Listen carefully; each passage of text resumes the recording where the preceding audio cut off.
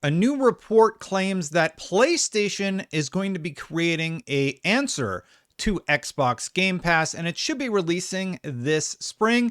This report comes from Bloomberg, so a fairly reliable source. And let's dive into what the service is and what they could be offering.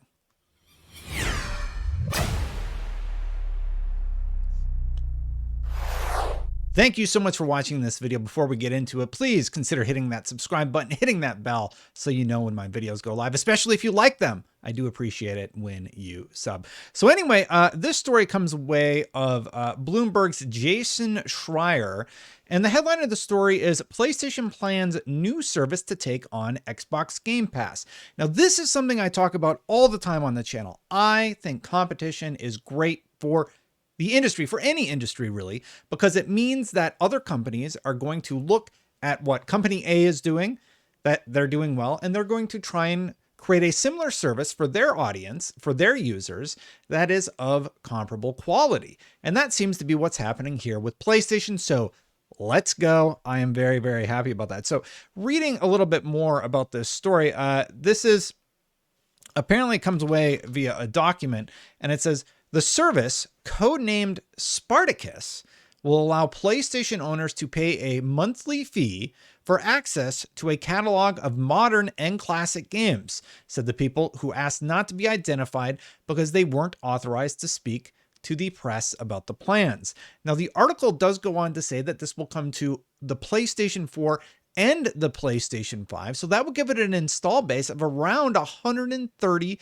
million users. Of course, PlayStation also has streaming capabilities, which they utilize with, I believe, well, they utilize it with PlayStation Now, and they do have streaming capabilities where you can stream to a PC device or a laptop device, for example, where you can play your games via your console.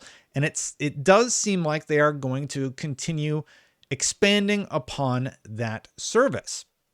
The article continues a little further down. When it launches, expected in the spring, the service will merge Sony's two existing subscription plans, PlayStation Plus and PlayStation Now.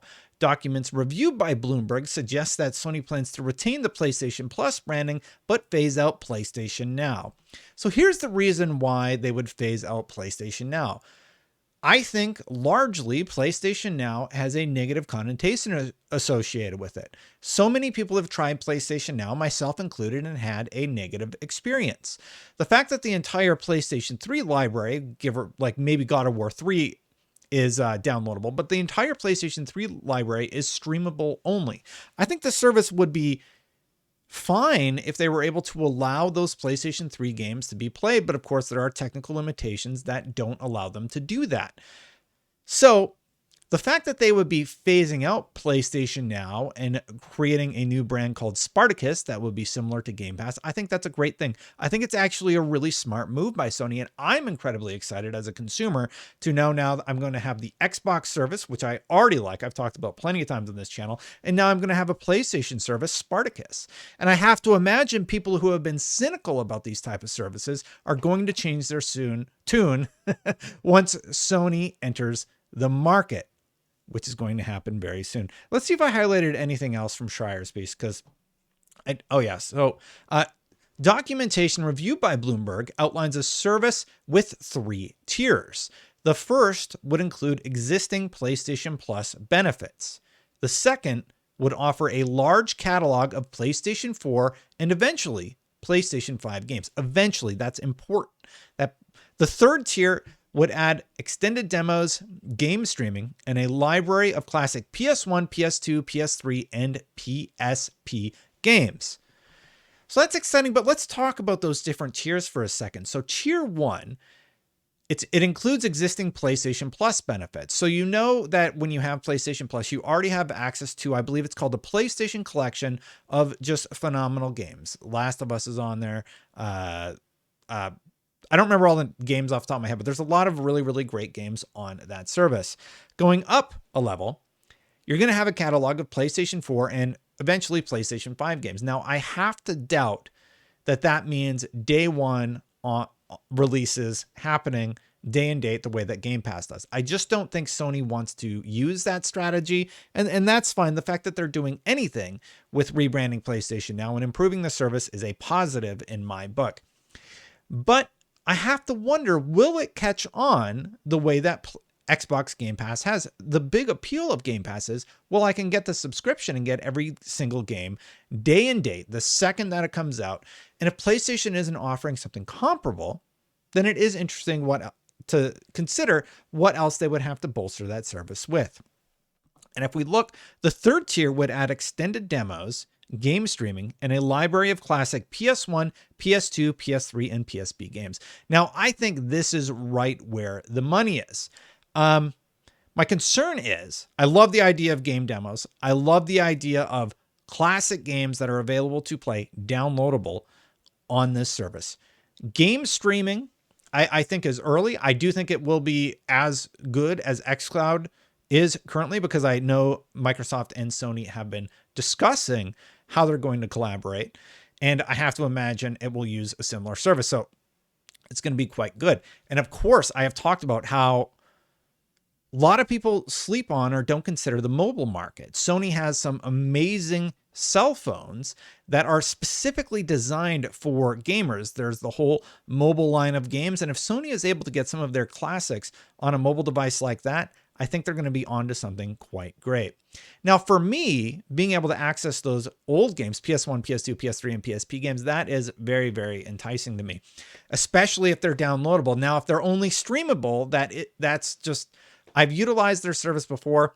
I don't mind playing certain types of games, streaming them, but I have to imagine a game like Killzone 1 or Killzone 2 on the PlayStation 3, they're just not going to play great, right?